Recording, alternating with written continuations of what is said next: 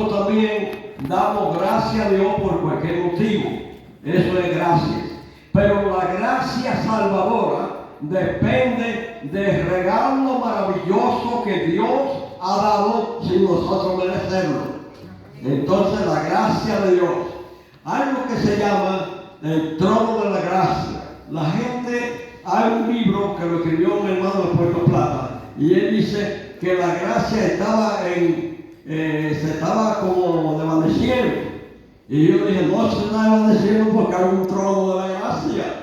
La gracia de Dios que está en el libro de Hebreo, su capítulo 4, el versículo 16. El verso 16 dice la palabra de Dios que nos acerquemos pues confiadamente al trono de ¿qué? De la gracia. Porque hay un trono de la gracia abundantemente, porque Dios pagó por medio de Cristo. Dice, la paga del pecado es muerte. Pero el regalo de Dios es vida eterna en Cristo Jesús, Señor nuestro. La persona no se salva por lo que hubiesen hecho. En el libro de Tito encontramos capítulo 1 o 2, verso 5, dice, nos salvó no por obra de justicia que nosotros hubiésemos hecho, sino por su misericordia. En el libro de los Hechos, capítulo 20, versículo 24, dice, de nada hago caso con tal que predique el evangelio de la gracia de Dios. Hay un coro que dice, gracia, gracia, don inmerecido recibí. De tal manera que esta gracia salvadora es un don inmerecido que usted no lo merecía, pero el Señor se lo ha dado a usted por dos razones. En primer lugar, San Juan 1, versículo 12.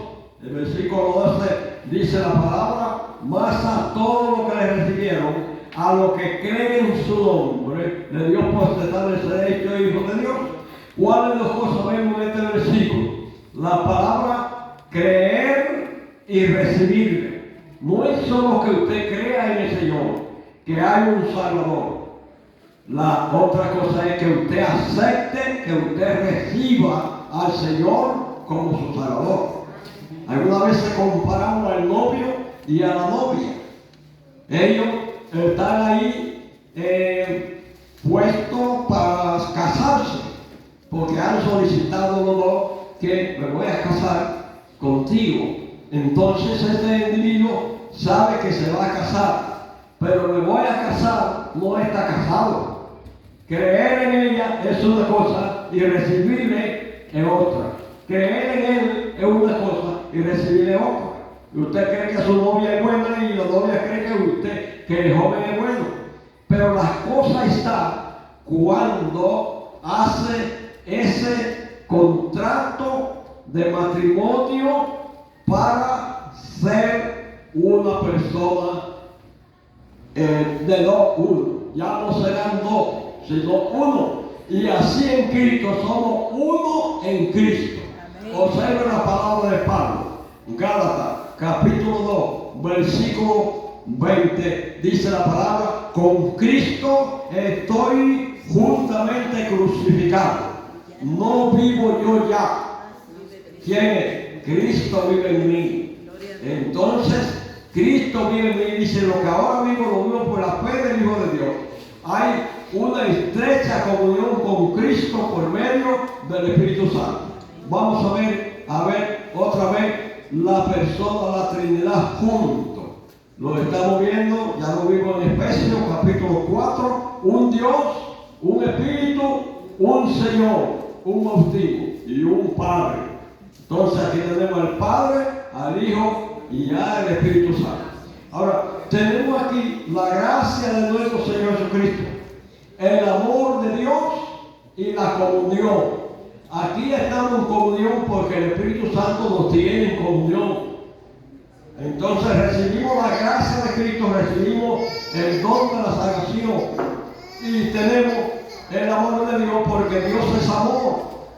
Y de tal manera amó Dios al mundo que ha dado a su Hijo para que todo aquel que cree no se pierda.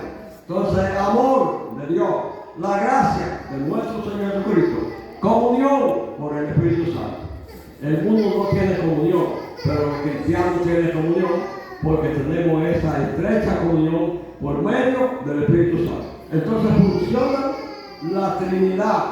El Dios que se ha dividido en tres de una persona funciona salvando al hombre muriendo en la cruz de Calvario, funciona consolando al hombre que recibe a Cristo y funciona la manifestación del amor de Dios, que dice la palabra que no ama, no es de Dios, porque vive ¿qué?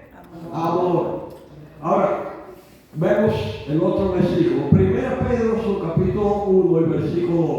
¿Quién me puede leer ese versículo? Capítulo 1, versículo.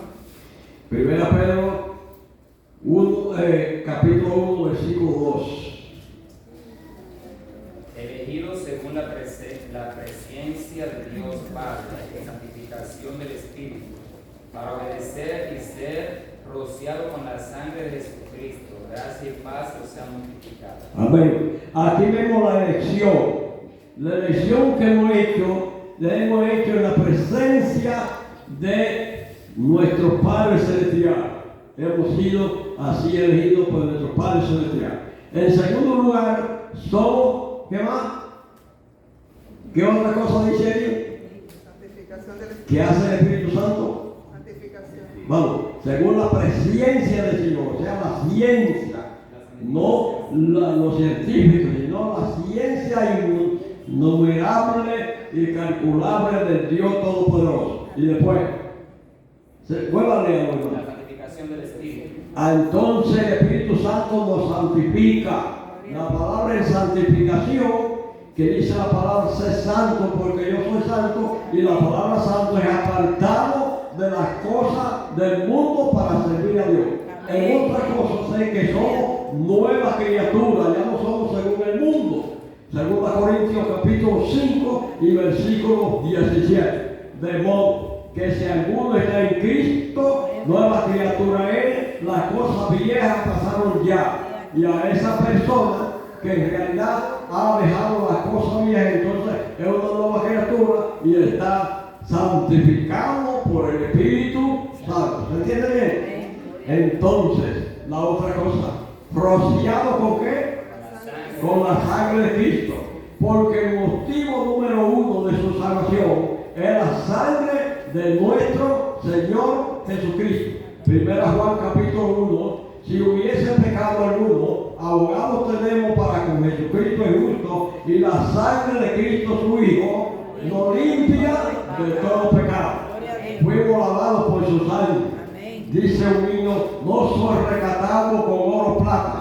La sangre de Cristo fue el único precio de mi salvación, de mi redención.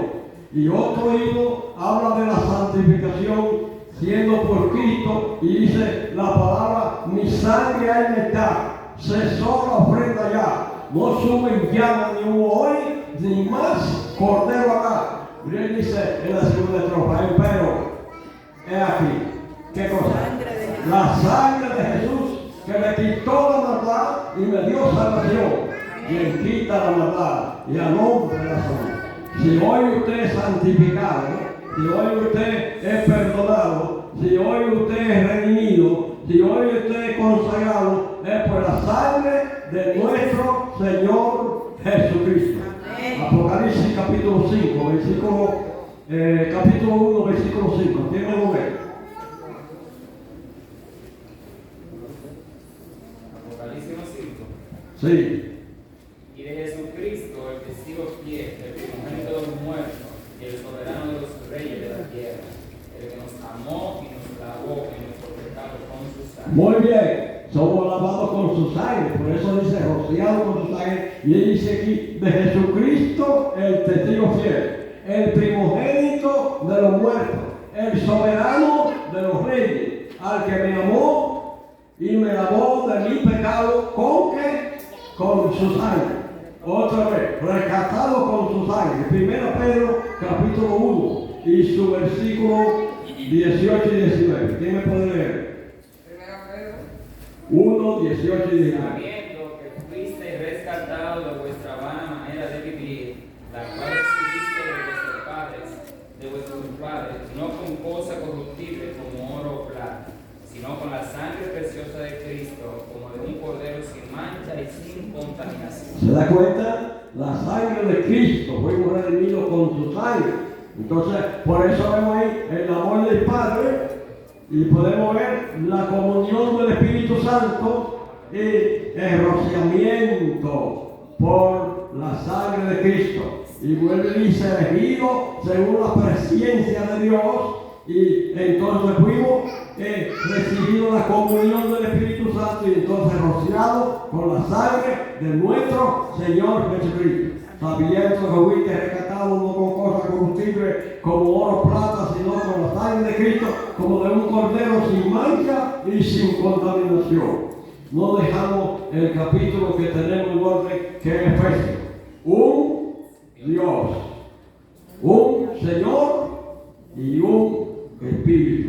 O sea, que el Espíritu funciona, el Hijo funciona, la sangre de Cristo y funciona el amor del Padre celestial. Judas, Judas es una sola carta. Entonces, Judas, versos 20 y 21. Léase.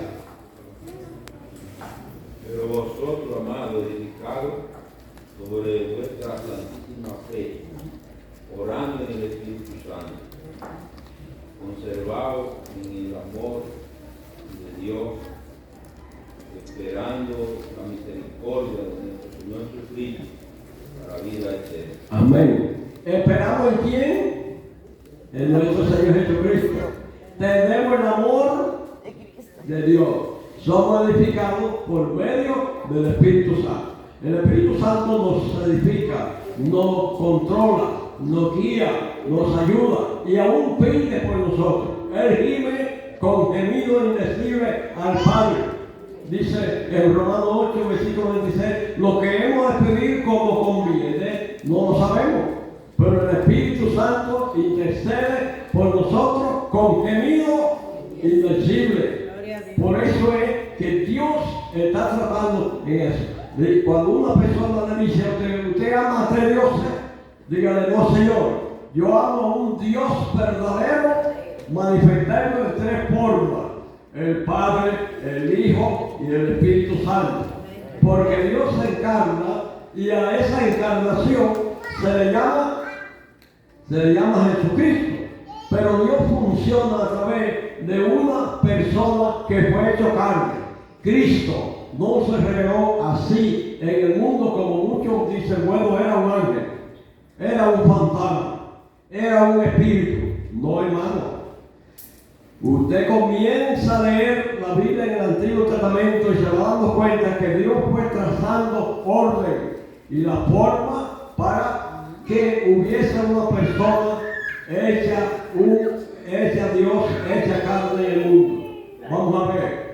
Si yo le leo, por ejemplo, en el libro de Isaías, capítulo 7, versículo 14, dice, el mismo Dios va a dar señal, porque aquí que una virgen va a dar a un hijo y llamará su nombre Emmanuel. Cuando usted parte al libro de Mateo, capítulo 1, versículo 23, el ángel dijo, esta es la palabra dicha por el profeta, que una virgen iba a dar a un hijo y llamará su nombre Emmanuel, que representa a Dios con nosotros. ¿Te lo han leído eso, verdad? Entonces, cuando va a Isaías capítulo 9, versículo 6, dice, porque niño no es nacido, hijo no es dado, y llevará su principado sobre su hombro, y se llamará Dios fuerte, Padre eterno, admirable y príncipe de paz. Admirable consejero, Dios fuerte y príncipe de paz. Está ahí en el libro de Isaías, 700 años antes de Cristo venir. El profeta ya estaba diciendo que iba a nacer un niño y que iba a venir con el poder de Dios sobre su hombro y que iba a ser manifestado y que sería llamado Dios fuerte, Padre eterno y príncipe de paz. Vamos a hacer un subrayante aquí, en príncipe de paz. El Señor Jesucristo se manifiesta en el mundo 4 veces como príncipe, Pero oiga, tenga cuidado, que Satanás también es 4 veces príncipe. Vamos a ver. En primer lugar, en el libro de Josué, capítulo capítulo 5, el versículo 14, cuando José iba a destruir a Jericó, que Dios le había mandó su gente adelante, y se quedó en el verso 14 en el campamento, y allí se le aparece un hombre con una espada desenvainada. Y entonces Josué, como un hombre guapo, valiente, él saca su espada y dice: ¿eres de los nuestros o de nuestro enemigo? Entonces dijo: más bien, he venido como príncipe del ejército del cielo para ayudarte.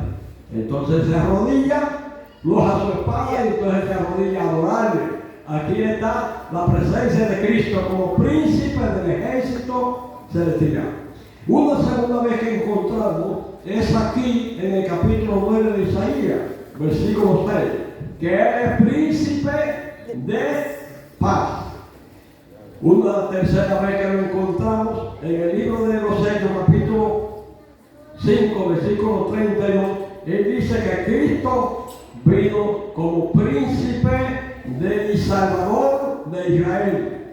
Y en 1 Pedro capítulo 5, creo que es el verso 4, cuando aparezca el príncipe de los pastores. Entonces, príncipe del ejército del cielo, príncipe de paz, príncipe y salvador, príncipe de los pastores. Él es el pastor de los pastores. Ahora, nosotros vemos a Satanás, que en Efesios dice que él es príncipe de la potestad del aire. Lo vemos en San Juan, que él es el príncipe de maldad. Lo vemos en San Mateo, que es príncipe de la tiniebla. Pero también lo vemos en el libro de los Hechos, que él es el príncipe de la mentira. El príncipe de la mentira. El príncipe de mentira, el príncipe de la potestad del aire, el príncipe de este mundo y el príncipe de la tiniebla. Es Satanás. Ahora, si nosotros nos colocamos frente a la persona, a la figura de Dios, tenemos que decir que Dios es el mundo en el Antiguo Testamento. Pero en el Nuevo Testamento tenemos que decir que Dios se manifiesta en tres divinas personas, como lo vemos. Y el mismo Señor da la cifra diciendo: bautízale en el nombre del Padre, del Hijo y del Espíritu Santo. Entonces vemos que la gracia de Dios, el amor de Dios y la sangre de nuestro Señor Jesucristo. Así es que, estimado hermano, cuántas cosas tan hermosas tiene la Biblia. Junto en el bautismo la Trinidad, junto en la zoología del apóstol Pablo, junto en la enseñanza del apóstol Pedro en función. Y en el libro de Efesios, yo quiero que usted sepa que muchos de los capítulos presentan la Trinidad. Por ejemplo, si usted lee el capítulo 1, se dará cuenta que hay la bendición del Padre. Bendito el Padre de nuestro Señor Jesucristo. Y ahí sigue diciendo que la sangre de Cristo nos lavó. Déjame ver, capítulo 1 de Efesios, versículo 3. El verso 3 dice que Dios nos bendijo con toda bendición espirituales en Cristo Jesús. Cuando usted lee el verso 5, que dice: fuimos adoptados hijos suyos por la sangre de Jesucristo. Y cuando usted va al versículo 13, dice que habiendo oído la palabra de verdad, fuiste sellado con el Espíritu Santo. Ahí está la función, ¿verdad? La función del Padre, la función del Hijo y la función del Espíritu Santo. ¿Está claro? Así es que, hermano, el mundo está lleno de muchísimas mentiras, de muchísimos engaños, pero la Biblia es absolutamente la palabra de Dios para enseñarnos a nosotros que debamos de estar frente a ella. La Biblia no se debe dejar leer, hay que leerla, porque la Biblia hay que hacerla como la vaca, y como esos animales que rugen, se tragan la hierba y después la vuelven a... Cuando usted lee un capítulo de la Biblia, usted debe de repasarlo, porque en el capítulo está ahí el que usted leyó, pero también está la enseñanza que usted necesita, ¿verdad? Si usted lee el capítulo 15, por ejemplo, del libro de San Juan, usted ve que aquí aparece, dice: yo soy la viña de él, mi padre es el labrador, todo pámpano que mismo lleva fruto le cortaré. Y entonces está diciendo que Cristo es la vida verdadera. Entonces, pero que el Padre es la función para limpiar. Y en esto es glorificado el Padre, en que lleve mucho fruto y sea así mi discípulo. Y usted aprende que Dios no limpia, pero que aprende también que separado de Él, nada puede ser. Algo se puede separar. Hay que estar ahí. Entonces, leer la palabra de Dios con mucho cuidado, sabiendo en primer lugar, primero, que la palabra de Dios debe leerse. Segundo, que la palabra de Dios es lámpara a nuestros pies. ¿Verdad que sí? Tercero, que la palabra de Dios produce gozo y alegría. Ya quiero un versículo. Por ejemplo, Josué capítulo 1, versículo 8. Nunca se apartará de tu boca la palabra de este libro. Salmo 119, versículo 5. Lámpara es a mi pie tu palabra. Jeremías capítulo 15, verso 16. Que la palabra de Dios produce gozo y alegría a vuestro corazón. Que la palabra de Dios es más dulce que la miel. Salmo 119, versículo 3. Sí, que es más dulce que la miel. Que la palabra de Dios santifica a los hombres. San Juan capítulo 17, versículo 17, que dice: santifícanos en tu verdad, tu palabra es la verdad. Que la palabra de Dios es la espada del Espíritu Santo. Efesios capítulo 6, versículo 17. Que la palabra de Dios es viva y eficaz y es más cortante que espada de dos filos. Hebreos capítulo 4, versículo 12. Que la palabra de Dios es inspiración. La palabra de Dios dice que la palabra de Dios es inspirada. Y son la santa palabra inspirada, según Timoteo 3, versículo 17. Dice que toda la palabra de Dios es inspirada por Dios y útil para enseñar, para corregir, para instruir justicia, a fin de que el hombre sea preparado para toda buena obra. Y segundo y último, ¿qué debemos de hacer con la palabra de Dios? Usarla bien. Segunda Timoteo 2, versículo 15. Dice la palabra de Dios aquí. Dice: procura con diligencia presentarte a Dios, aprobado, como obrero que no tiene de qué avergonzarte, que usa bien la palabra de verdad. Entonces procura con diligencia, dice el coro, dice así: procura con diligencia presentarte a Dios, procura con diligencia presentarte a Dios, aprobado como obrero que no tiene que avergonzarte, usa bien la palabra de verdad, que usa bien la palabra de verdad. Muchas gracias. Que Dios lo bendiga.